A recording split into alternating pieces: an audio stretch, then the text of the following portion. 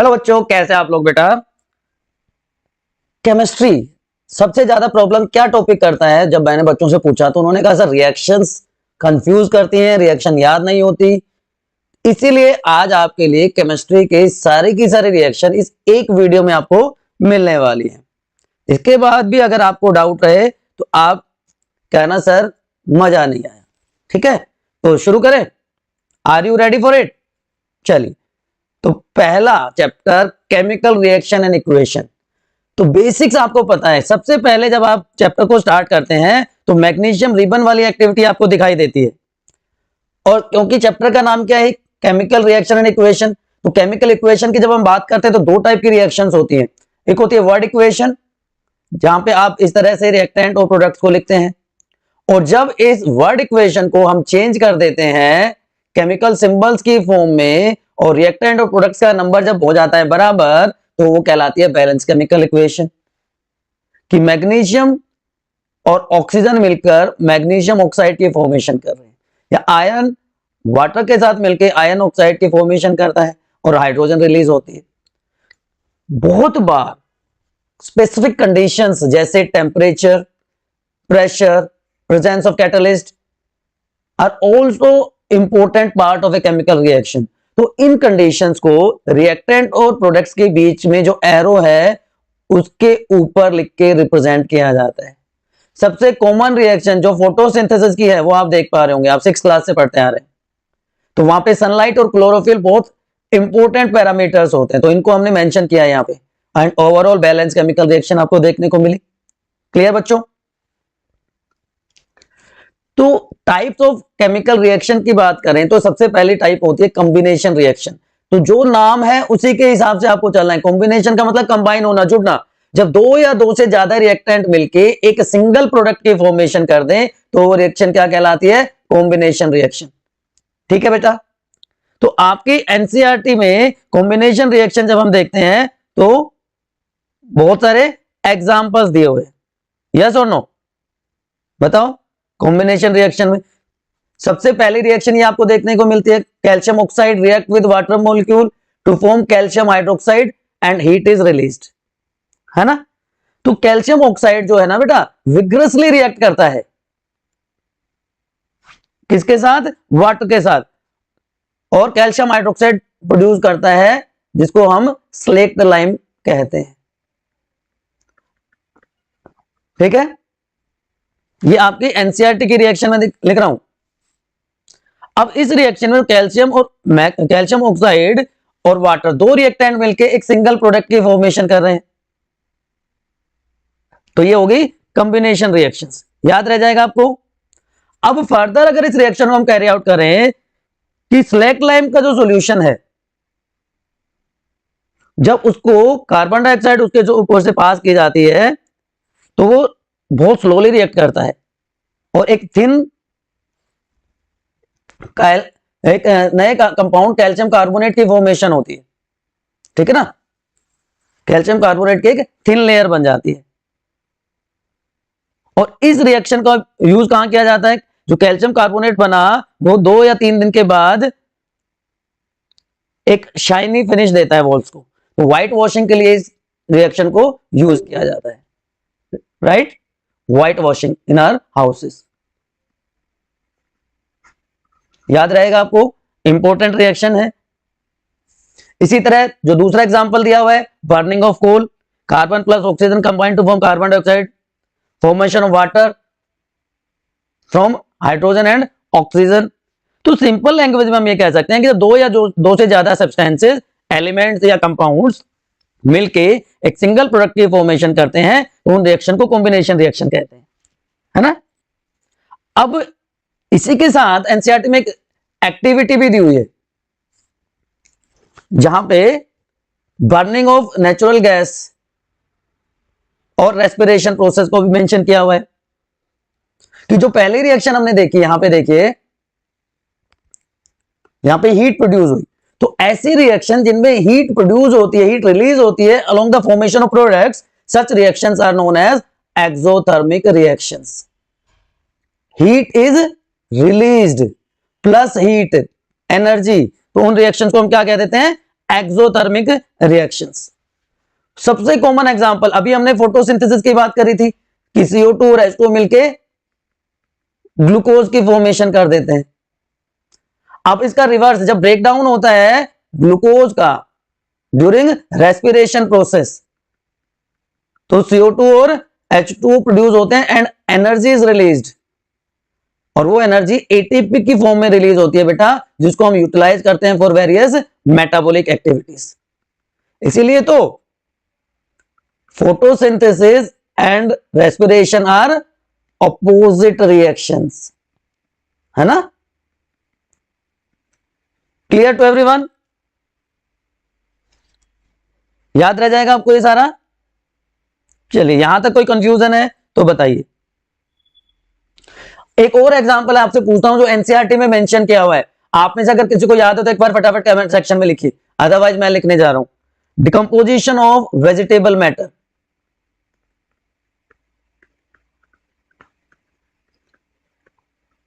है ना, जो हमारा वेजिटेबल मैटर है, जो हमारे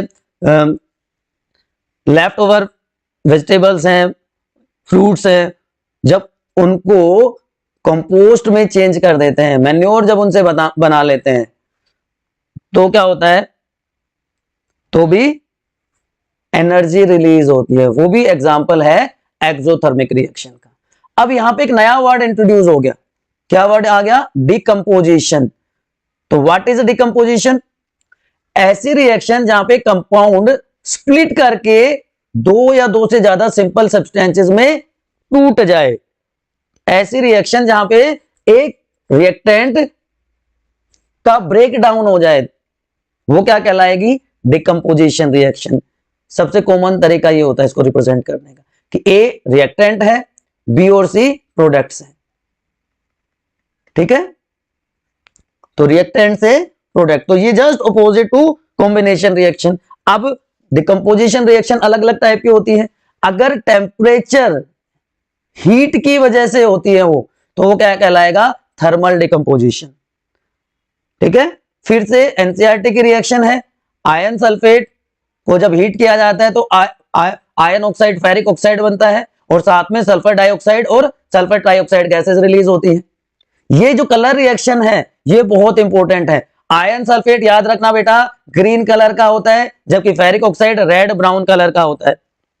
ठीक है, अब FeSO4 के साथ यहां पे एक और इंपॉर्टेंट वर्ड और टर्मिनोलॉजी मैं आपको बता रहा हूं। FeSO4.7H2O होता है, राइट? सल्फेट के, फेरस सल्फेट के जो क्रिस्टल्स होते हैं वो अपना वाटर लूज करते हैं। तो आप ये बताइए जो 7H2O है ये क्या कहलाता है? जल्दी से बताओ कमेंट सेक्शन में, जल्दी जल्दी जल्दी। They are known as water of crystallisation. बहुत अच्छे से मैंने एक्सप्लेन किया हुआ है what is water of crystallisation. आप अपने स्टडी डेस्टिनेशन बायोनीति के प्लेलिस्ट में जाके वहां पे कंप्लीट वीडियो देख सकते हैं, what is water of crystallisation. ठीक है, इसी तरह डिकम्पोजिशन ऑफ कैल्शियम कार्बोनेट, जिसको हम लाइमस्टोन कहते हैं, उससे क्विक लाइम और कार्बन डाइऑक्साइड गैस प्रोड्यूस हो जाती है। एनसीईआरटी में एक और एक्टिविटी दी हुई है, heating of lead nitrate and release of nitrogen dioxide gas, right? तो ब्राउन कलर के फ्यूम्स प्रोड्यूस होते हैं। तो जो नाइट्रोजन ऑक्साइड है उसके उसका फ्यूम कैसे होगा? फ्यूम कैसा होगा? ब्राउन कलर का। ठीक है, तो लेड नाइट्रेट हीट प्रोड्यूस की हमने, लेड ऑक्साइड बन गया, और साथ में ब्राउन कलर के नाइट्रोजन डाइऑक्साइड का फ्यूम प्रोड्यूस होता है। ये भी इंपॉर्टेंट रिएक्शन है जो आपके एनसीईआरटी में दिया हुआ है। दूसरा टाइप जो है डिकम्पोजिशन का, दैट इज इलेक्ट्रोलाइटिक डिकम्पोजिशन। या चलिए, एनसीईआरटी में पहले फोटोलाइटिक दिया हुआ है कि सनलाइट के प्रेजेंस में जब डिकम्पोजिशन प्रोसेस होती है तो उसको फोटोलाइटिक डिकम्पोजिशन कहा जाता है। कि सिल्वर क्लोराइड को जब हम सनलाइट में छोड़ देते हैं कुछ टाइम के लिए, तो वो सिल्वर प्रोड्यूस करता है और साथ में क्लोरीन गैस रिलीज होती है। सिमिलर रिएक्शन होती है सिल्वर ब्रोमाइड के साथ, राइट? तो ये रिएक्शन वाइडली यूज की जाती है बेटा ब्लैक एंड व्हाइट फोटोग्राफी में इन रिएक्शंस को यूज किया जाता है। ठीक है, तो ये इसका यूज भी हो गया। अब यहां पे फिर से एनर्जी का यूज हुआ। और तीसरा टाइप है electrolytic decomposition. Third one is electrolytic decomposition, कि यहां पे इलेक्ट्रिक करंट, इलेक्ट्रिसिटी की हेल्प से डिकम्पोजिशन प्रोसेस कंप्लीट की जाए। इलेक्ट्रोलिसिस ऑफ वाटर सबसे अच्छा एग्जांपल है इलेक्ट्रोलाइटिक डिकम्पोजिशन को स्टडी करने का। इसका भी बहुत अच्छी सी एक्टिविटी आपकी एनसीईआरटी में दी हुई है। यस और नो, कि दो इलेक्ट्रोड्स ले लिए हमने एज कैथोड एंड एनोड, और दोनों को हमने कनेक्ट कर दिया किससे, एक बैटरी से। ठीक है, एनोड पे ऑक्सीजन एंड कैथोड पे हाइड्रोजन। ये एक्टिविटी दी हुई है। बीकर में पूरा सेटअप लिया गया, वहां पे वाटर फील्ड है। तो इस तरह से इलेक्ट्रोलाइसिस हो जाता है, ब्रेकडाउन हो जाता है जब करंट पास किया जाता है वाटर मॉलिक्यूल्स का। हाइड्रोजन और ऑक्सीजन गैस रेस्पेक्टिवली एनोड और कैथोड पे कलेक्ट की जाती है। तो ये इंपॉर्टेंट एक्टिविटीज भी साथ साथ आपकी एनसीईआरटी की हम डिस्कस कर रहे हैं। So these are 3 types of decomposition reactions. अब एक्सोथर्मिक में हमने क्या पढ़ा था कि हीट या एनर्जी रिलीज होती है, लेकिन ऐसी रिएक्शन जहां पे एनर्जी, हीट, लाइट और इलेक्ट्रिसिटी की फॉर्म में हम यूज कर रहे हैं टू ब्रेक रिएक्टेंट मॉलिक्यूल्स, तो ये क्या कहलाती है, एंडोथर्मिक। Endo means inside. तो यहां पे हमने तीनों केसेस में एनर्जी सप्लाई की है, तो these are endothermic reactions. Clear to everyone? तो इसी में क्वेश्चन दिया हुआ है कि amount of gas collected in one of the test tube is double of the amount as compare to gas collected in another test tube. आप में से कितने लोगों को यह आंसर याद है, ये एक्टिविटी याद है, कमेंट सेक्शन में लिख के बताओ। तब तक हम चलते हैं अगले टाइप की रिएक्शन की तरफ, which is known as displacement. Displace करने का मतलब होता है to move from their position, to move from their position. तो ऐसे रिएक्शन को हम क्या कहते हैं, डिस्प्लेसमेंट रिएक्शंस। कि एक ज्यादा रिएक्टिव जो एलिमेंट है वो अपने से कम रिएक्टिव एलिमेंट को उसके पोजीशन से, उसके सोल्ट सॉल्यूशन से मूव कर देगा। ठीक है, याद रह जाएगा। तो इसमें जो पहला एग्जांपल आपके एनसीईआरटी में दिया हुआ है, पहली रिएक्शन दी हुई है आयन और कॉपर सल्फेट कि आयन नेल्स को डिप करते हैं कॉपर सल्फेट के सॉल्यूशन में। ये वाली एक्टिविटी दी हुई है कि आयन नेल्स को हमने टाई कर दिया इस तरह से, और यहां पे कॉपर सल्फेट का सॉल्यूशन है। ये एक्टिविटी है, यस और नो? तो कलर चेंज का भी इसमें क्वेश्चन पूछा जा सकता है। तो बताओ क्या होगा कि आयन जब रिएक्ट करता है कॉपर सल्फेट के साथ, तो आयन ज्यादा रिएक्टिव है, वो कॉपर को डिस्प्लेस कर देता है उसके सॉल्यूशन से, और आयन सल्फेट की फॉर्मेशन हो जाती है और साथ में कॉपर रह जाता है अकेला। तो iron displaced another element copper. ठीक है जी, तो this is known as displacement reaction. अब आयन नेल्स कैसी हो जाती हैं, brownish. Iron nails become brownish in colour and blue colour of copper sulphate fades. Copper sulphate का कलर कैसा होता है, ब्लू कलर, वो फेड हो जाता है।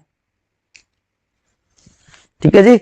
दूसरी रिएक्शन जिंक और कॉपर सल्फेट। यहां पे जिंक ज्यादा रिएक्टिव है तो वो कॉपर को डिस्प्लेस कर देगा, जिंक सल्फेट बना देगा और कॉपर। इसी तरह लेड और कॉपर क्लोराइड, तो लेड क्लोराइड की फॉर्मेशन हो जाती है। ये तीनों रिएक्शंस एनसीईआरटी में दी हुई है आपकी। तो जिंक और लेड ज्यादा रिएक्टिव है देन कॉपर, तो उसको डिस्प्लेस कर देते हैं। अब ये तो हो गया कि एक बार डिस्प्लेसमेंट हो रही है। There are another type double displacement reactions, कि the reactions in which new compounds are formed by mutual exchange of ions between two compounds. कि जैसे एग्जांपल आप देख पा रहे होंगे यहां पे सोडियम सल्फेट और बेरियम क्लोराइड, सोडियम सल्फेट और बेरियम क्लोराइड की जब रिएक्शन करवाते हैं तो बेरियम सल्फेट बनता है और साथ में सोडियम क्लोराइड की फॉर्मेशन हो जाती है। तो देखो यहां पे डिस्प्लेसमेंट कहां कहां हो रहा है, सोडियम चला गया क्लोराइड के साथ और बेरियम और सल्फेट मिल गए, तो दो नए कंपाउंड बन गए, है ना। अब यहां पे जो जो एक्टिविटी दी हुई है आपके एनसीईआरटी में कि एक टेस्ट ट्यूब में हम क्या लेते हैं, बेरियम क्लोराइड सॉल्यूशन BaCl2 लेते हैं और ऊपर से हम क्या ऐड करते हैं, we add sodium sulphate Na2SO4 उसमें ऐड करते हैं, तो क्या बन रहा है, barium sulphate plus sodium chloride की फॉर्मेशन हो रही है। और जो बेरियम सल्फेट है उसके व्हाइट कलर के प्रेसिपिटेट बनते हैं, व्हाइट कलर्ड प्रेसिपिटेट बनते हैं। So this reaction is also known as precipitation reaction, इसलिए इसको प्रेसिपिटेशन रिएक्शन भी कहा जाता है बेटा, याद रह जाएगा आपको, याद रहेगा, बोलो फटाफट। क्यों हुआ व्हाइट प्रेसिपिटेट, क्यों बना बताओ, एक्सचेंज ऑफ आयंस हुआ रिएक्टेंट और दो डिफरेंट रिएक्टेंट मॉलिक्यूल्स, क्योंकि ये इनसोल्यूबल है वाटर में, this is insoluble in water, तो वो सेटल डाउन हो जाता है नीचे यहां पे। Next type of reaction are oxidation and reduction reactions. ये बड़ा कंफ्यूज करती है बच्चों को कि ऑक्सीडेशन क्या होता है, रिडक्शन क्या होता है, बिल्कुल कंफ्यूज नहीं होना। देखो सिंपल सी बात है, क्या बात है जी, ऑक्सीजन का गेन तो क्या कहलाएगा, ऑक्सीडेशन, ऑक्सीजन का लॉस क्या कहलाएगा, रिडक्शन। यहां पे कॉपर के साथ ऑक्सीजन जुड़ रहा है तो ये ऑक्सीडेशन है, यहां कॉपर ऑक्साइड में से ऑक्सीजन जा रही है तो क्या है, रिडक्शन है, ठीक है जी। तो कॉपर ऑक्साइड रिड्यूस हो गया, कॉपर ऑक्सीडाइज हो गया, ये रिएक्शन भी आपके एनसीईआरटी में दी हुई है कि चाइना डिश में हमने क्या ले लिया, कॉपर पाउडर, उसको हमने करवा दिया हीट बंसन बर्नर की हेल्प से, स्टैंड पे इसको रखा हुआ है हमने, वायर गोज है, सब कुछ है, पूरा सेटअप है ना। तो ऑक्सीडेशन ऑफ कॉपर उसमें दिखाया हुआ है, यहां पे भी हीट हमने सप्लाई की है तो ये एंडोथर्मिक रिएक्शन भी है।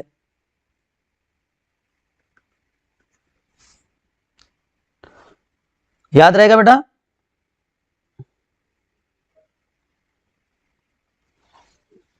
कि surface of copper powder gets coated with black copper oxide, ये क्या है, ब्लैक कलर का, copper oxide is black colour, ठीक है। क्यों बना ये, क्योंकि ऑक्सीजन ऐड हुई है कॉपर में और कॉपर ऑक्साइड की फॉर्मेशन हो गई। अब हाइड्रोजन गैस अगर इसमें से पास कर दे थ्रू कॉपर ऑक्साइड तो जो ब्लैक कलर बना है, ब्लैक कलर की कोटिंग जो बनी है वो दोबारा से क्या हो जाएगी, ब्राउन, क्योंकि उसमें से हमने ऑक्सीजन को रिमूव कर दिया, ऑक्सीजन कॉपर ऑक्साइड का रिडक्शन कर दिया। तो दोबारा से बता रहा हूं, सब्सटेंस ऑक्सीजन गेन करता है during a reaction, it is called oxidised, वो सब्सटेंस जो ऑक्सीजन लूज करता है during reaction is called reduced, ठीक है। ओवरऑल रिएक्शन को आप यहां पे देख सकते हैं, मैंगनीज ऑक्साइड है, यहां से मैंगनीज की फॉर्मेशन, यहां से ऑक्सीजन रिमूव हुई है तो मैंगनीज का हो गया रिडक्शन, हाइड्रोक्लोरिक एसिड HCl, ठीक है, यहां पे क्या हुआ है, इसका ऑक्सीडेशन हुआ है, तो दोनों रिएक्शन एक साथ हो रही है, so such reactions are known as redox, reduction और oxidation, such reactions are known as redox reactions. Clear बच्चे, ये सारी रिएक्शंस आपके एनसीईआरटी में चैप्टर 1 में दी हुई है, कोई कंफ्यूजन है तो बताओ, अदरवाइज हम चलते हैं अब चैप्टर नंबर 2 की तरफ, that is acid basis and salts.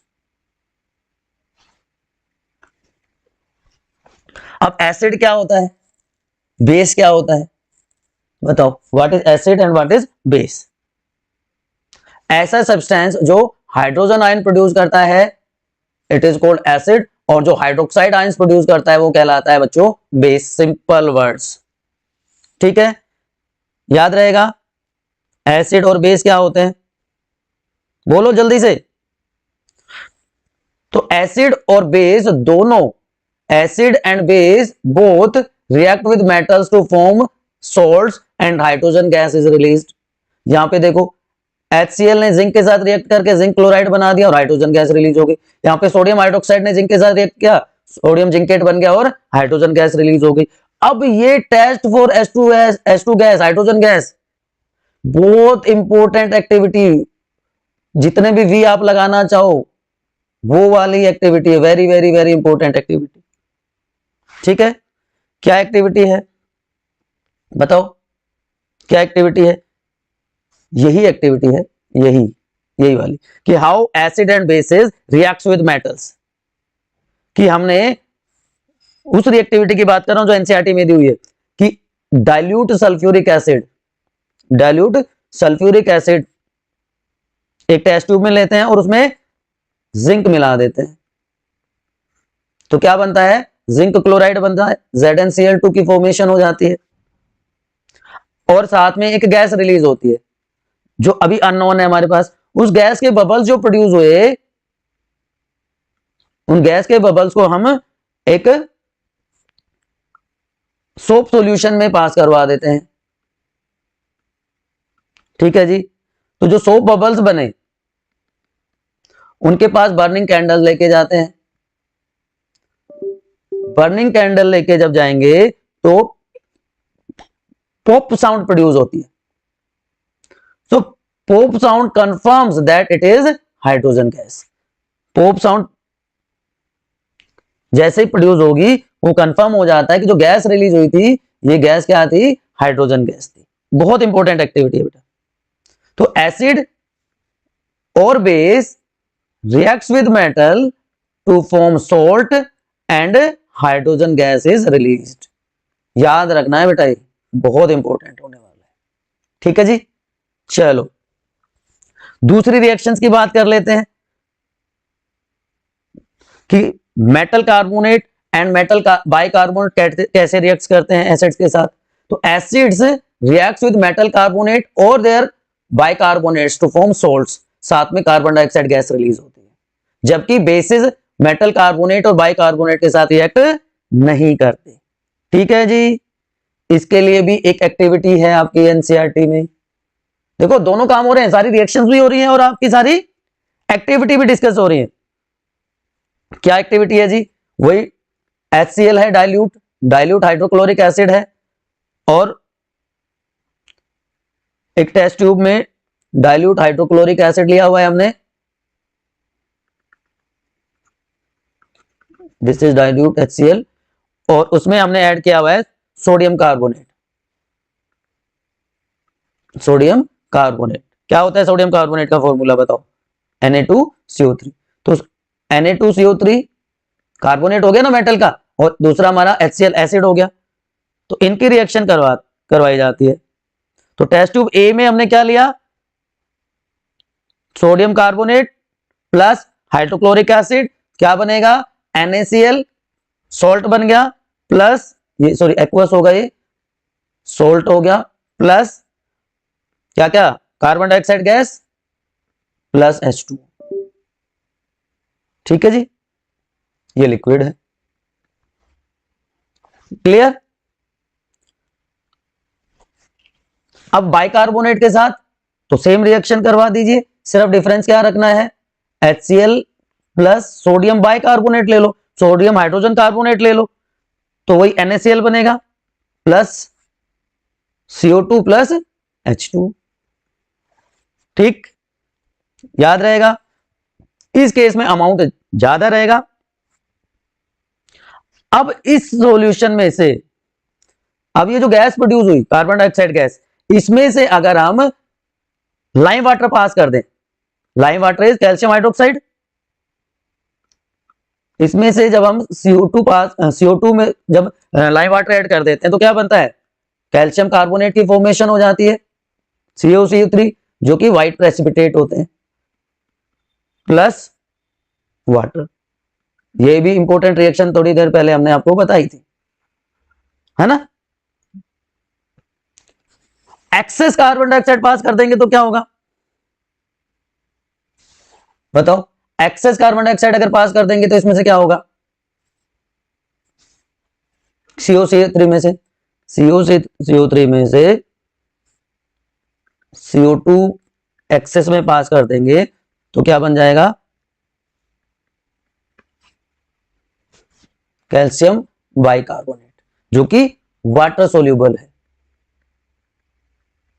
ठीक है बेटा जी। तो metal carbonate and bicarbonate react with acid to form salts and carbon dioxide gases produce, but bases react नहीं करते हैं। ये CO2 वाला टेस्ट ऑलरेडी हमने डिस्कस कर लिया, राइट।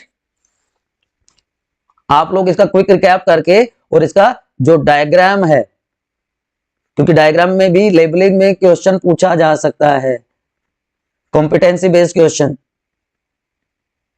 ठीक है बेटा, तो आपको इसको प्रैक्टिस कर लेना अच्छे से।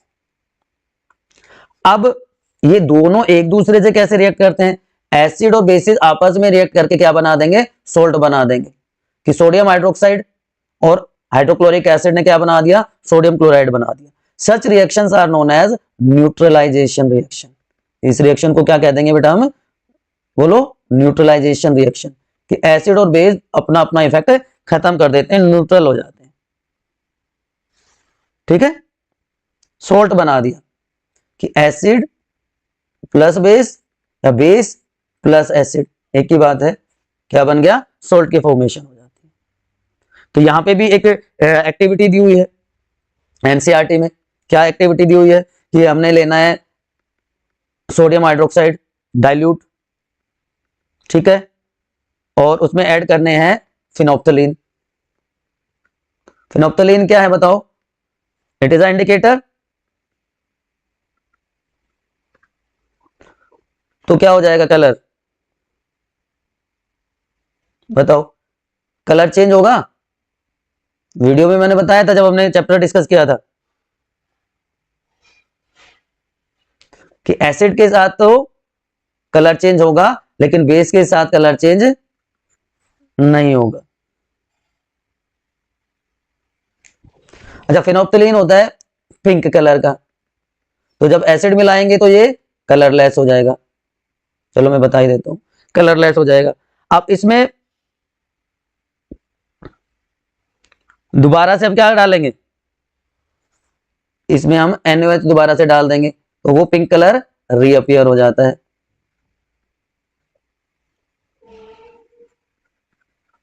ठीक है जी। तो एसिड के साथ कलरलेस और बेस के साथ पिंक कलर की रिएक्शन देते हैं। नाउ कॉमन क्या है, व्हाट इज कॉमन बिटवीन, नहीं एक रिएक्शन और बचती है, आई थिंक एक रिएक्शन और रहती है बेटा हमारी, just a second, yes, reaction of metal oxides with acids, reaction of metal oxides, metallic oxides with acids.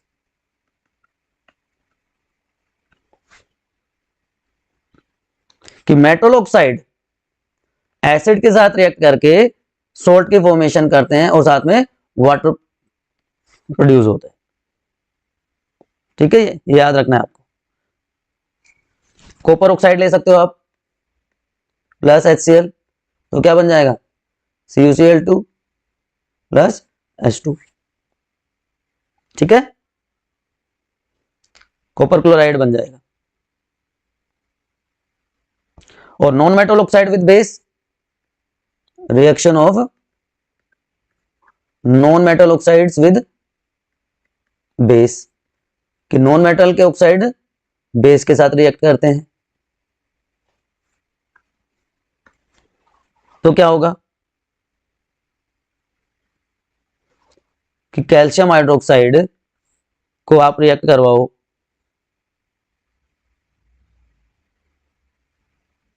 ये बेस है, और नॉन मेटल ऑक्साइड कौन सा लोगे आप, कार्बन डाइऑक्साइड ले लो, तो उससे क्या बन जाएगा, सॉल्ट एंड वाटर बन जाएगा। और जो नॉन मेटल ऑक्साइड्स होते हैं they are acidic in nature, ये कैसे होते हैं, बेसिक होते हैं नेचर में, क्योंकि जब इनको वाटर के साथ फर्दर रिएक्शन करवाया जाएगा तो ये एल्कली बनाते हैं, एल्कली प्रोड्यूस करते हैं।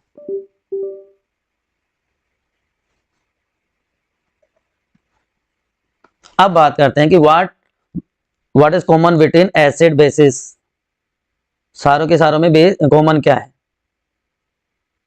बताओ। इसकी भी एक्टिविटी दी हुई है ना, बल्ब वाली, बल्ब ग्लो करता है, acid solution in water conduct electricity, कि मैंने स्टार्टिंग में बताया था acids produces hydrogen ions and bases produces hydroxide ions. तो जब एसिड को डिसोल्व किया जाता है वाटर में तो डिसोसिएट हो जाते हैं टू प्रोड्यूस हाइड्रोजन आयन। जैसे देखो एग्जांपल आपको देते हैं, HCl H plus H positive plus Cl negative, HNO3 CH3COH, सारे के सारे एग्जांपल आप ले सकते हो। तो एसिड कंटेन्स, यहां पे मैं आपको एक्सप्लेन करता हूं, acid contain hydrogen ion as cation, ध्यान से सुनना बेटा, एंड एनायन कौन सा होगा, अगर हम HCl ले रहे हैं तो क्लोराइड एज एनायन, HNO3 है तो क्या होगा चलो बताओ, H पॉजिटिव कैटायन और NO3 नेगेटिव एज एनायन। बात समझ में आ गई, क्योंकि जो कैटायन प्रेजेंट है एसिड में वो क्या है, हाइड्रोजन आयन। तो ये सजेस्ट करता है that acid produce hydrogen ions in solution which is responsible for their acidic properties. ठीक है, याद रहेगा आपको, याद रहेगा आपको, बताओ फटाफट, क्लियर, चलें आगे। चलो, अब हाइड्रोजन आयन एग्जिस्ट नहीं कर सकते अकेले, तो ये वाटर के साथ कंबाइन करके हाइड्रोनियम आयन की फॉर्मेशन कर देते हैं। क्या कर देते हैं, हाइड्रोनियम आयंस बना देते हैं। वाटर अकेला एग्जिस्ट नहीं कर सकता। HCl था, हाइड्रोक्लोरिक एसिड था हमारे पास, जब वाटर के साथ रिएक्ट किया तो H3O पॉजिटिव बन गया, हाइड्रोनियम आयन बन गई है। ठीक है, क्लियर टू एवरीवन। चलो, अब reaction of acid with metal oxide, ये तो ऑलरेडी हम डिस्कस कर चुके थे, आई थिंक, यस हम ऑलरेडी डिस्कस कर चुके हैं कि metal oxide react with acid to produce salts and water. Yes, already we discussed it. ये कॉपर ऑक्साइड का एग्जांपल है, कॉपर क्लोराइड बन जाता है एंड साथ में वाटर मॉलिक्यूल्स प्रोड्यूस होते हैं। यहां तक कोई कंफ्यूजन है तो बताइए। अब आपसे मैं एक क्वेश्चन पूछता हूं, व्हाट हैपेंस व्हेन एसिड और बेस डिसॉल्व इन वाटर, बताओ। कि HCl को हमने वाटर में डिसॉल्व किया तो क्या हुआ, अरे जो अभी बात बताई उसी को मैंने दूसरे तरीके से पूछा है, क्या बन गया, हाइड्रोनियम आयंस प्रोड्यूस हो गए plus chloride ions. Hydrogen ion अकेले एग्जिस्ट नहीं कर सकते तो वो वाटर मॉलिक्यूल के साथ कंबाइन कर जाते हैं। इसी तरह जो बेस है उसको जब वाटर में डिसॉल्व करते हैं तो वो हाइड्रोक्साइड आयंस प्रोड्यूस कर देते हैं। अब जब बेस डिसॉल्व हो जाता है वाटर में तो उसको हम क्या कहते हैं, एल्कली कहते हैं, है ना। KOH ले लो आप, बहुत सारे एग्जांपल्स हैं। तो अब कंक्लूड कर सकते हो कि all acid produce hydrogen ions and all basis produces hydroxide ions, और उनकी आपस की रिएक्शन क्या कहलाती है, न्यूट्रलाइजेशन रिएक्शन। लेकिन जो मिक्सिंग है एसिड या बेस की in water is highly exothermic reaction. इसलिए क्या कहा जाता है, क्या कैसे कैसे मिलाते हैं, वाटर इन एसिड और एसिड इन वाटर। बताओ, हाईली एक्सोथर्मिक रिएक्शन है, एसिड इन वाटर और वाटर इन एसिड। और जब वाटर मिलाया जाता है एसिड में तो वो प्रोसेस क्या कहलाती है, उसको कहते हैं डाइल्यूशन। वो क्या कहलाएगा, डाइल्यूशन। जल्दी से बता दो, वाटर इन एसिड और acid in water. Warning signals भी आपने केमिस्ट्री लैब में देखे होंगे रिगार्डिंग दिस। उसके बाद हम बहुत इंपॉर्टेंट चीज डिस्कस करने वाले हैं, that is family of salts. जल्दी से, सोडियम क्लोराइड कैसे बनाते हो, सोडियम हाइड्रोक्साइड मतलब बेस और एसिड, अभी बात करी थी हमने कि बेस और एसिड रिएक्ट करके सॉल्ट की फॉर्मेशन कर देते हैं, कोई रॉकेट साइंस नहीं है। And this common salt is a raw material for many other chemicals. बहुत सारे अभी हम बात करेंगे, जैसे सोडियम हाइड्रोक्साइड हो गया, बेकिंग सोडा हो गया, वॉशिंग सोडा हो गया, ये ब्लीचिंग पाउडर हो गया, ये सारे के सारे इन्हीं से मिलेंगे डायरेक्टली और इनडायरेक्टली। तो सोडियम हाइड्रोक्साइड कैसे बनाएंगे कि NaCl, मैंने बताया ना रॉ मटेरियल होगा, तो सोडियम हाइड्रोक्साइड उससे बन जाएगा। कि इलेक्ट्रिसिटी जब पास करेंगे एक्वस सॉल्यूशन में, सोडियम क्लोराइड के एक्वस सॉल्यूशन में से जब इलेक्ट्रिसिटी पास की जाएगी तो क्या बना देगा, सोडियम हाइड्रोक्साइड बना देगा। ठीक है, और इस प्रोसेस को क्या कहा जाता है बच्चों, क्लोर एल्कली प्रोसेस। ये भी बहुत इंपॉर्टेंट है। क्लोर एल्कली क्यों, क्योंकि देखो क्लोरीन गैस रिलीज हो रही है। एल्कली क्यों, मैंने बताया था bases which are soluble in water are known as bases. ठीक है, तो क्लोरीन गैस कहां पे प्रोड्यूस होती है, यहाँ पे एनोड पे, क्लोरीन गैस एट एनोड। ठीक है, और हाइड्रोजन एट कैथोड, ये भी याद होगा। और सोडियम हाइड्रोक्साइड कहां बनेगा, NaOH कहां बनेगा, नियर कैथोड। ठीक है बेटा, सारे के सारे प्रोडक्ट्स बहुत यूजफुल हैं, सबका यूजेज आपको याद होना चाहिए। ठीक है, ये भी बहुत इंपॉर्टेंट रिएक्शन होने वाली है। उसके बाद ब्लीचिंग पाउडर। अब जो क्लोरीन प्रोड्यूस हुई थी प्रोसेस में, उसको अगर हम कैल्शियम हाइड्रोक्साइड के ऊपर से पास करेंगे, है ना, तो वो क्या बना देगी, कैल्शियम ऑक्सीक्लोराइड, कैल्शियम ऑक्सीक्लोराइड बना देगी। और कैल्शियम ऑक्सीक्लोराइड क्या कहलाता है, ब्लीचिंग पाउडर। कहां यूज होता है ब्लीचिंग पाउडर, अरे टेक्सटाइल इंडस्ट्री में यूज होता है, और वाटर को जम से क्लीन करने में भी यूज होता है। तीसरा है बेकिंग सोडा, कि सोडियम क्लोराइड और अमोनिया की रिएक्शन जो होती है उससे क्या बनता है, अमोनियम क्लोराइड और सोडियम हाइड्रोजन कार्बोनेट, जिसको हम बेकिंग सोडा कहते हैं। पीएच क्या होती है, कोई बता सकता है, what is pH of baking soda? NCERT में भी पूछा गया है। इसको न्यूट्रलाइजेशन रिएक्शन के लिए यूज किया जाता है। जब एसिडिटी हो जाती है तो कह देते हैं ना कि सोडा पी लो, तो इसका मतलब पीएच कितनी होगी, 7 से तो ज्यादा ही होगी। बेकिंग सोडा किचन में यूज होने वाला बहुत कॉमन एक केमिकल है, चाहे वो आपके क्रिस्पी पकोड़ाज के लिए हो, है ना। बताओ,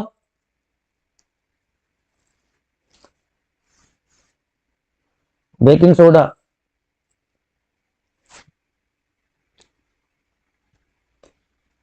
चलो कमेंट सेक्शन में वेट रहेगा। नेक्स्ट वन इज, जो प्रोडक्ट हमें मिलता है सोडियम क्लोराइड से, दैट इज वॉशिंग सोडा। दूसरा बहुत common chemical sodium carbonate, sorry sodium bicarbonate को जब हीट करते हैं तो सोडियम कार्बोनेट की फॉर्मेशन होती है।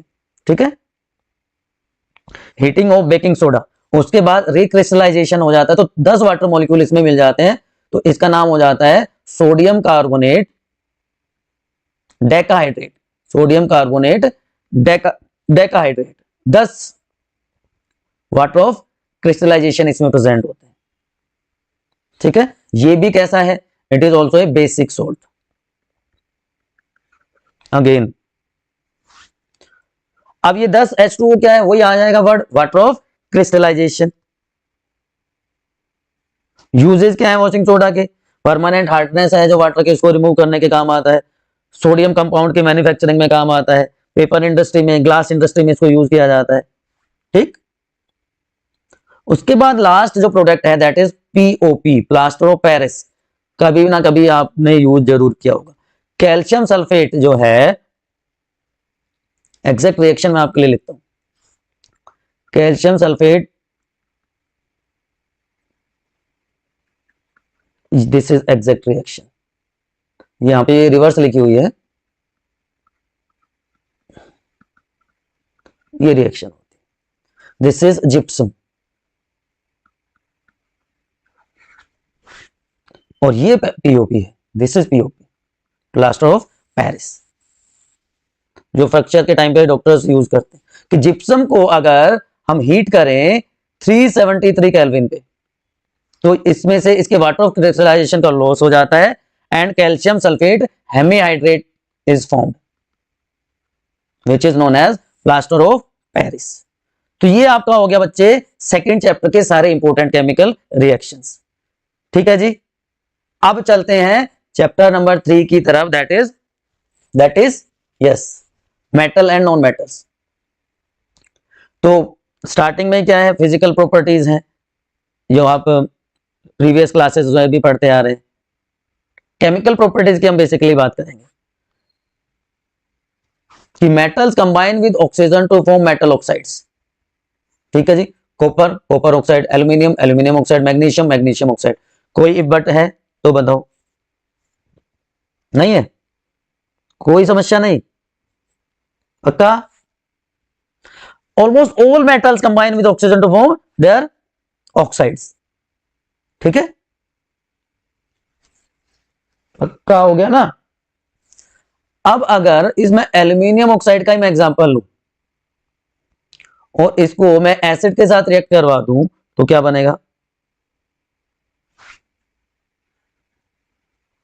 बताओ?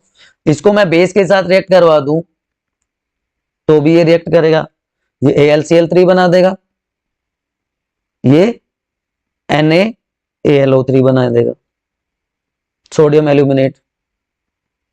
तो क्या मतलब हुआ इसका कि metal oxide which reacts with acid as well as base to produce salt and water are known as amphoteric oxides। समझ में आ गई बात कि एल्यूमिनियम HCl के साथ एसिड के साथ भी रिएक्ट कर रहा है, एल्यूमिनियम सोडियम हाइड्रोक्साइड के साथ भी रिएक्ट कर रहा है, तो ऐसे ऑक्साइड्स को हम एम्फोटेरिक ऑक्साइड्स कहते हैं बेटा। ठीक, लेकिन साथ में हमें यह भी पता है कि जो मेटल ऑक्साइड्स हैं, metal oxides are insoluble in water।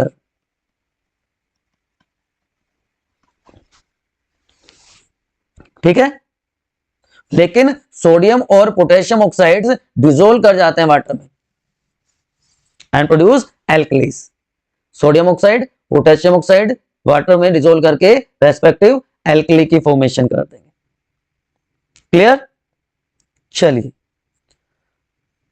इसमें बहुत इंपॉर्टेंट एक्टिविटी है reaction of metal with water. Steam के साथ वाली जो एक्टिविटी है वो बहुत इंपॉर्टेंट है बेटा, एनसीईआरटी की, आप स्किप नहीं करेंगे। जो जो वाटर में सो वूल होती है, ग्लास वूल, उसमें फिर मेटल सैंपल होता है, उसको हीट किया जाता है और जो गैस प्रोड्यूस होती है उसको डिलीवरी ट्यूब की हेल्प से कलेक्ट कर लिया जाता है। वो वाली रिएक्शन की बात मैं कर रहा हूं। ठीक है, तो metal oxide react with water to form metal hydroxides. तो मेटल ने रिएक्ट किया वाटर के साथ, मेटल हाइड्रोक्साइड प्रोड्यूस कर दिया और हाइड्रोजन गैस प्रोड्यूस साथ में रिलीज हो गई या प्रोड्यूस हो गई, आप कह सकते हैं। Magnesium oxide plus H2O, magnesium hydroxide. ठीक है, और भी कोई एग्जांपल आप ले सकते हैं, एल्यूमिनियम का भी हमने एग्जांपल लिया था। अब क्या होगा जब मेटल रिएक्ट करेगा with water, sorry metal react करेगा with acid, reverse reaction already हम डिस्कस कर चुके हैं कि metal reacts with dilute acids to produce salts, and साथ में क्या प्रोड्यूस होता है, हाइड्रोजन गैस इज रिलीज्ड। ठीक है, ये वाली रिएक्शन की मैं बात कर रहा था, दिस रिएक्शन, कि डिफरेंट मेटल बिहेव और रिएक्ट डिफरेंटली विद वाटर, कि नॉर्मल जो हाईली रिएक्टिव है वो नॉर्मल टेम्परेचर पे एक्ट कर देंगे और एनर्जी रिलीज करेंगे। ठीक, जो मॉडरेटली रिएक्टिव है उनको थोड़ी सी हीटिंग की जरूरत पड़ेगी, वो रिएक्ट कर देंगे। लेकिन एल्यूमिनियम, आयरन, जिंक ना तो कोल्ड वाटर के साथ रिएक्ट करते हैं ना वो हॉट वाटर के साथ, they react with steam to form their metal oxide and hydrogen gas is released. तो this reaction is very important. ठीक है जी। उसके बाद मैं कह रहा था कि एसिड के साथ रिएक्शन, कि मेटल्स, इसमें कोई बहुत ज्यादा स्पेशल चीजें नहीं है, बिल्कुल सिंपल रिएक्शंस है मेटल्स की, डाइल्यूट एसिड के साथ रिएक्ट करके सॉल्ट बना देंगे। लेकिन देखिए ये ध्यान रखना है, copper, mercury and silver do not react with dilute acids. ठीक है, एनसीईआरटी में पूछा हुआ है कि do all metals react with acids in same manner? No, copper, mercury and silver do not react at all. ठीक है, ये आपको ध्यान रखना है। तो reaction of metal with solution of other salts या अदर मेटल सॉल्ट्स, तो देखिए ये भी रीअरेंजमेंट रिएक्शन है कि मेटल ए है और सॉल्ट सॉल्यूशन है बी का, तो सॉल्ट सॉल्यूशन बन जाएगा ए का और मेटल बी। कि आयन है, आयन ने कॉपर सल्फेट के साथ रिएक्ट किया तो क्या बन गया, ये आयन यहां से चला गया सल्फेट के साथ, Fe यहां से मूव करके चला गया यहां और कॉपर रह गया अकेला, तो आयन सल्फेट बन गया। ठीक है, तो यहां पे भी वही बात आ जाएगी, reactive metal can displace less reactive metal from their compound in solution और एक्वस फॉर्म। ठीक है, तो मेटल ए और salt solution of metal B, तो salt solution of A and metal B oxygen के साथ एसिडिक ऑक्साइड बना देगा, क्लोरीन के साथ क्लोराइड, हाइड्रोजन के साथ हाइड्राइड। मैंने कहा ना बिल्कुल कोई बहुत टफ रिएक्शंस नहीं है, बिल्कुल। देखो oxygen oxide, chlorine chloride, hydrogen hydride, simple याद रखना है आपको। अब रिएक्टिविटी सीरीज आती है। रिएक्टिविटी सीरीज में आपको क्या याद रखना है, सबसे ऊपर पोटेशियम, उसके बाद sodium, calcium, magnesium, aluminium, zinc, iron, lead, ये सारे हाइड्रोजन से ऊपर हैं तो मोर रिएक्टिव। उसके बाद copper, mercury, silver, gold, platinum, ये लेस रिएक्टिव हो गए। तो ये आपकी रिएक्टिविटी सीरीज हो गई, मोर रिएक्टिव, लेस रिएक्टिव। तो तीन तरह के मेटल्स हैं इसमें भी, highly reactive, moderately reactive, least reactive या लेस रिएक्टिव। ठीक है जी, ठीक है बेटा, बताओ। Extracting metals low in reactivity series, तो यहां पे आपने देखा क्या है, मरकरी है, इसका एग्जांपल आपको लेना है। मरकरी का जो और होता है दैट इज सिनाबार, HgS। जब इसको हीट किया जाएगा एयर में तो ये पहले ऑक्साइड बनाएगा अपना, और ऑक्साइड फिर रिड्यूस होके प्योर मेटल प्रोड्यूस कर देता है। सिमिलरली कॉपर सल्फेट के फॉर्म में मिलता है, और जस्ट उसको हीट करेंगे तो ऑक्साइड बनाएगा, और ऑक्साइड को हीट करने से फिर प्योर कॉपर हमें ऑब्टेन हो जाता है।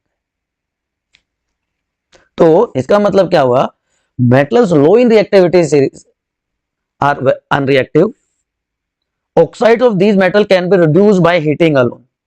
जब इनको हीट करेंगे तो अपने ऑक्साइड फॉर्म में चले जाएंगे, और ऑक्साइड्स को फिर रिड्यूस कर देंगे तो उनसे प्योर मेटल को ऑब्टेन कर सकते हैं। दो एग्जांपल मैंने आपको बताए, क्रिस्टल क्लियर, कोई डाउट कमेंट सेक्शन में आना है। अब जो मिडिल में है रिएक्टिविटी सीरीज के या एक्टिविटी सीरीज के, उनके लिए दो मेथड यूज किए जाते हैं, roasting and calcination. What is the basic difference between these two, बताओ, किसी को पता है तो what is roasting and what is calcination. कि कार्बोनेट आयन को चेंज कर सकते हैं उनके ऑक्साइड्स में by heating strongly in limited air. तो जब लिमिटेड एयर में हीटिंग की जाती है तो वो कहलाता है कैल्सिलेशन, लिमिटेड एयर, और सफिशिएंट या एक्सेस एयर में होगा तो वो क्या कहलाएगा, रोस्टिंग। ठीक है, तो कार्बोनेट ओर्स के लिए कैल्सिनेशन और सल्फाइड ओर्स के लिए रोस्टिंग यूज की जाती है। ठीक है, जैसे आप देख पा रहे हो जिंक सल्फाइड, ऑक्सीजन की प्रेजेंस में जब उसको हीट किया गया तो जिंक ऑक्साइड मिल गया, लेकिन जिंक कार्बोनेट को जब हीट किया गया तो वो प्रोसेस कैल्सिनेशन कहलाई। ठीक है, तो metals in the middle of reactivity series जैसे आयन हो गया, जिंक हो गया, लेड हो गया, दे आर मॉडरेटली रिएक्टिव, है ना। तो वो नेचर में कैसे मिलेंगे, सल्फाइड या कार्बोनेट ओर्स की फॉर्म में मिलेंगे, तो उनको उनके मेटल से एक्सेप्ट करना, उनसे मेटल को एक्सेप्ट करना कंपैरेटिवली इजी है। तो रिडक्शन से पहले उनको ऑक्साइड फॉर्म में कन्वर्ट करना पड़ता है। तो सल्फाइड ओर के लिए हम रोस्टिंग यूज कर देंगे और कार्बोनेटेड ओर को कैल्सिनेशन के हेल्प से, और फिर उनके ऑक्साइड से उनको प्योर फॉर्म में ऑब्टेन कर लिया जाता है। ठीक है बेटा, कैसे, जैसे जिंक ऑक्साइड है, उसको रिएक्ट करवा देंगे कार्बन के साथ तो जिंक मिल जाएगा और कार्बन मोनोऑक्साइड इज प्रोड्यूस, तो रिडक्शन करवा देंगे इनका। ठीक है जी। अब यहां पे एक और रिएक्शन आपको दिखाई दे रही है, manganese oxide is heated with aluminium powder, ये वाली रिएक्शन होती है, बहुत इंपॉर्टेंट रिएक्शन है, आपने नाम सुना है थर्माइट प्रोसेस, थर्माइट रिएक्शन, याद कर लेना बेटा इसको। मैंगनीज ऑक्साइड एल्यूमिनियम की रिएक्शन है, बहुत इंपॉर्टेंट रिएक्शन है, एक्सप्लेन करने की जरूरत है। ये कहां यूज की जाती है, रेलवे ट्रैक्स को ज्वाइन करने के लिए। अब जो टॉपर्स हैं उनको कैसे एक्सट्रैक्ट करोगे, ये हाईली रिएक्टिव है ये तो जी, तो उनका क्या जाता है, electrolytic reduction, sodium, magnesium, calcium की मोल्टन स्टेट में जो क्लोराइड्स हैं उनको रिडक्शन कर देंगे, उनका इलेक्ट्रोलाइटिक रिडक्शन कर देंगे, तो मेटल जो है वो कैथोड पे आ जाएगा और क्लोरीन गैस एनोड पे चली जाएगी, तो ये रिएक्शन हो जाती है। ये थर्मिट रिएक्शन मैंने दोबारा से आपके लिए मेंशन कर दी है, मिस नहीं करना है, थर्मिट रिएक्शन बहुत इंपॉर्टेंट है। 3 चैप्टर हमने कंप्लीट कर लिए बेटा इसके साथ। Refining of metal is also important, यहां पे मैं एक टॉपिक और बता रहा हूं, रिफाइनिंग ऑफ मेटल्स, और उसमें आपको इलेक्ट्रोलाइटिक रिफाइनिंग बाय हार्ट कर लेना है, उसका डायग्राम भी ये वाला है ना, ये वाला डायग्राम है कि एक तरफ कैथोड एक तरफ एनोड, ये इक्वल होंगे, ये कैथोड है और ये एनोड हो गई, तो नीचे की तरफ यहाँ पे एनोड मड आपको मिल जाएगी बाद में, जो इंप्योरिटीज होंगी, ये वाला electrolytic refining. Now we move to chapter 4, last chapter आपका एनसीईआरटी का, क्योंकि एक चैप्टर ऑलरेडी जा चुका है। बहुत सिंपल सिंपल सी रिएक्शन है, कोई बहुत बड़ा काम नहीं करना है हमने, फटाफट हो जाएगा क्योंकि आपने ही पढ़ी हुई है रिएक्शन। कंबस्शन, कि जब कार्बन कंपाउंड को बर्न करेंगे एयर में तो कार्बन डाइऑक्साइड, वाटर, हीट और लाइट प्रोड्यूस होगी, बिल्कुल बेसिक रिएक्शंस हैं, कोई आपको इसमें कंफ्यूजन होने वाले चांसेस मुझे तो नहीं लगते, फिर भी अगर आपको लगते हैं तो एक बार बता दो। तब तक आप में से कोई ये बता सकता है why carbon form large number of compounds, comment section में। 2 वर्ड हैं सिर्फ, टेट्रावैलेंसी एंड कैटिनेशन, और स्मॉल साइज भी इंक्लूड हम कर सकते हैं, इसकी वजह से करते हैं, ठीक है ना। तो इन रिएक्शंस में कोई दिक्कत, उसके बाद होमोलोगस सीरीज आपका इंपॉर्टेंट है। अब यहां पे जो सीखने वाली बात है, सॉरी यहीं पे मैं बता देता हूं कि जो सैचुरेटेड हाइड्रोकार्बन्स हैं वो क्लीन फ्लेम देते हैं, ब्लू फ्लेम देते हैं, जबकि जो अनसैचुरेटेड हाइड्रोकार्बन्स हैं वो येलो फ्लेम प्रोड्यूस करते हैं। क्यों? क्योंकि इस केस में कंप्लीट कंबस्शन है, सैचुरेटेड हाइड्रोकार्बन्स का कंप्लीट कंबस्शन होता है तो ब्लू फ्लेम प्रोड्यूस होगी, अनसैचुरेटेड हाइड्रोकार्बन्स का इनकम्प्लीट कंबस्शन होता है तो वो येलो कलर का फ्लेम प्रोड्यूस करते हैं, और अगर इनकम्प्लीट कंबस्शन हो सैचुरेटेड हाइड्रोकार्बन्स का तो वो भी येलो कलर की फ्लेम ही प्रोड्यूस करेंगे, सूटी फ्लेम ही प्रोड्यूस करेंगे, ठीक है ना। तो sufficient amount of air is very necessary for complete combustion, ठीक है। सेकेंड रिएक्शन जो आती है दैट इज ऑक्सीडेशन। इथेनॉल से इथेनोइक एसिड बनना, alcohol can be converted into carboxylic acid. Oxidising agent चाहे वो एल्कलाइन KMnO4 हो, चाहे वो पोटेशियम डाइक्रोमेट हो, K2Cr2O7 हो, उनकी प्रेजेंस में वो क्या बना देते हैं, इथेनोइक एसिड बना देते हैं। इथेनॉल से इथेनोइक एसिड की फॉर्मेशन हो जाती है, ठीक है जी। ये आगे भी पढ़ेंगे आप रिएक्शन। तो ये जो एल्कलाइन पोटेशियम परमैंगनेट हमने मिलाया या पोटेशियम डाइक्रोमेट एसिडिफाइड हमने मिलाया, ये क्या कर रहे हैं, ये क्या कर रहे हैं, these are oxidising alcohol to acids. तो so they are known as बोलो, तो उनको क्या कहते हैं हम, ऑक्सीडाइजिंग एजेंट्स। बिल्कुल सीधी सी बात, ऑक्सीडाइजिंग एजेंट्स हो जाते हैं। एडिशन रिएक्शन, इंपॉर्टेंट रिएक्शन, कि जो अनसैचुरेटेड हाइड्रोकार्बन्स हैं दे अंडरगोज एडिशन रिएक्शन। मतलब unsaturated hydrocarbon add hydrogen in the presence of catalyst. Catalyst आपको यहां पे दिखाई दे रहे हैं लाइक निकल और पैलिडियम, और दे प्रोड्यूस अनसैचुरेटेड से क्या बन गए, सैचुरेटेड हाइड्रोकार्बन्स बन गए, है ना।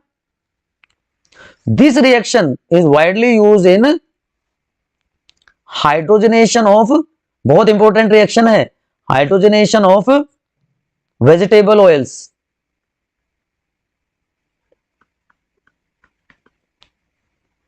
ठीक है, क्योंकि वेजिटेबल ऑयल क्या है, लॉन्ग अनसैचुरेटेड कार्बन्स है, they are long unsaturated carbon chains हैं,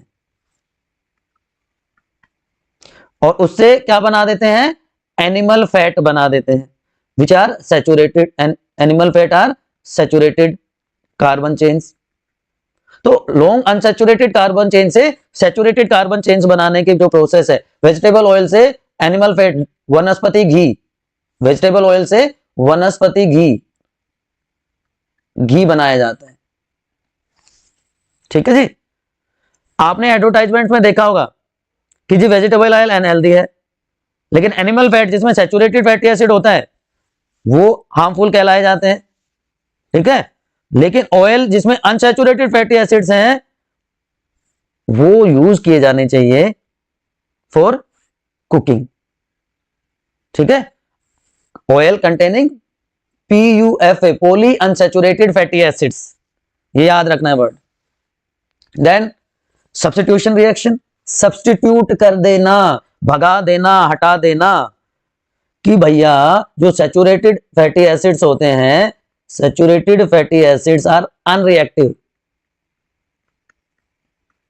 जनरली, कंपैरेटिवली आप कह सकते हैं, इनर्ट आप कह सकते हैं, ठीक है। लेकिन सनलाइट की प्रेजेंस में क्लोरीन जब उनमें ऐड की जाती है तो बहुत फास्ट रिएक्शन हो जाती है, क्योंकि chlorine can replace the hydrogen atom 1 by 1, तो रिएक्शन ये हो जाती है। मीथेन में जब क्लोरीन मिलाई तो क्या बन गया, अब इसमें फिर से क्लोरीन मिला दो, CH3Cl, CH2Cl2, फिर इसमें क्लोरीन मिला दो प्लस Cl2 होना है, फिर इसमें क्लोरीन मिला दो, CCl4 बन जाएगा लास्ट में, ठीक है जी। अब दो इंपॉर्टेंट कंपाउंड्स हैं, इथेनॉल एंड इथेनोइक एसिड, इन पे भी स्ट्रेस देने की जरूरत है कि ethanol reacts with sodium to form sodium ethoxide and hydrogen gas is released, ठीक है। प्रॉपर्टीज, बाकी प्रॉपर्टीज की बात करें तो इथेनॉल लिक्विड है रूम टेम्परेचर पे, बॉइलिंग और मेल्टिंग पॉइंट बहुत हाई नहीं होते, कॉमनली इसको क्या कहते हैं हम, एल्कोहल कहते हैं। तो जितने भी एल्कोहलिक ड्रिंक्स हैं उनमें ये प्रेजेंट होता है। गुड सोलवेंट है, तो गुड सोलवेंट है तो इसको मेडिसिन में भी यूज किया जाता है, टिंक्चर ऑफ आयोडीन। ठीक है बेटा, सिरप्स में यूज करते हैं। सोल्यूबल है वाटर में, मैंने बताया गुड सोलवेंट है। तो intake of even a small quantity of dilute ethanol causes drunkenness. ठीक है, बट जो एब्सोल्यूट अल्कोहल है उसका कंजप्शन डेंजरस हो सकता है, लीथल हो सकता है, ये ध्यान रखने की जरूरत है। ठीक, दूसरी रिएक्शन, अगर इथेनॉल को हम हीट करें 443 केल्विन पे विद एक्सेस सल्फ्यूरिक एसिड, तो ये क्या प्रोड्यूस करता है, इथीन प्रोड्यूस कर देता है। ठीक है, अब यहां पे concentrated sulphuric acid dehydrating agent का काम कर रहा है, because it remove water, so concentrated H2SO4 acts as dehydrating agent. ठीक है बेटा, चलिए अब दूसरा है इथेनोइक एसिड। इथेनॉल की हमने बात कर ली। इथेनोइक एसिड क्या है, कॉमनली इसको क्या कहते हैं, एसिटिक एसिड कहते हैं। ठीक है जी, 5 to 8% solution of acetic acid in water, उसको क्या कहेंगे, ग्लेशियल एसिटिक एसिड। ठीक है,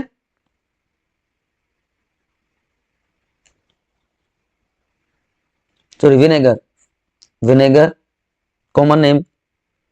मेल्टिंग पॉइंट 290 केल्विन होता है, और जो कोल्डर एरियाज होते हैं वहां पे विंटर में फ्रीज हो जाता है, then it is known as glacial acidic acid. ठीक है, तो ये कुछ रिएक्शंस हैं। सोडियम कार्बोनेट के साथ रिएक्ट करता है,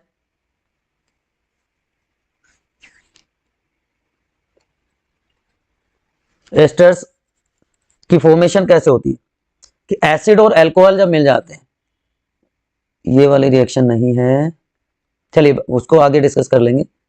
ये दिस वन, पहले ये वाली रिएक्शन डिस्कस कर लेते हैं कि सोडियम कार्बोनेट के साथ ये रिएक्ट करता है and it forms respective salt, जैसे या हाइड्रोजन कार्बोनेट के साथ भी, बाइकार्बोनेट के साथ भी रिएक्ट कर देता है in the presence of carbon dioxide. तो ये दोनों रिएक्शन जो हैं, जस्ट आप एक बार रिमेंबर कर लीजिए, यहां पे ब्रिस्क एफरेंस प्रोड्यूस होती है, जो बता देती है कि भाई यहां पे कार्बन डाइऑक्साइड गैस प्रोड्यूस होती है। फिर बहुत हार्ड एंड फास्ट रिएक्शन इसकी नहीं है।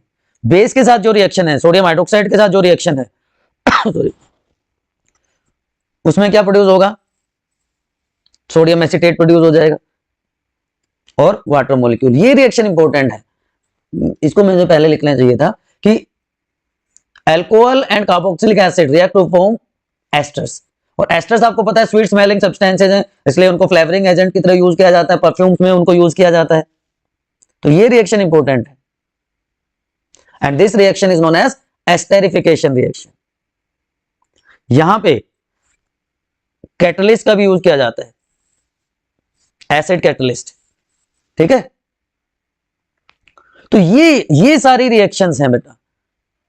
अब आप कहोगे सर आपने तो सोप एंड डिटर्जेंट का बताया ही नहीं बेटा, वो रिएक्शंस की हमने बात करी अभी। यहाँ पे सोप एंड डिटर्जेंट्स ऑलरेडी मैं डिटेल में वीडियो में बता चुका हूं, ये बहुत इंपॉर्टेंट है, cleansing action of soap and detergent, आप इसको स्किप नहीं कर सकते, है ना। ये एक्टिविटी भी इसकी भी बहुत इंपॉर्टेंट है, मिसल फॉर्मेशन इंपॉर्टेंट है। वो इंपॉर्टेंट क्वेश्चंस जो भी हैं उनकी एक अलग से मैं वीडियो बनाने वाला हूं, हमेशा की तरह कमेंट सेक्शन में पूछ लीजिए, है ना। और मैं आपसे हमेशा एक ही चीज मांगता हूं बच्चों, पढ़ते रहिए, अपने डाउट पूछते रहिए, अगर चीजें समझ में आ रही हैं तो एक लाइक तो बनता है, ठीक है ना। अगर चैनल पे आप पहली बार आए हैं तो सब्सक्राइब कर दीजिए, और क्योंकि एग्जाम टाइम है, फ्री पूरा का पूरा कंटेंट आपको मिल रहा है, तो share with your friends, family, relative, जिसको भी जो भी आपको लगता है नीडी वंस के साथ शेयर कर दीजिए। पढ़ते रहिए, गुड लक।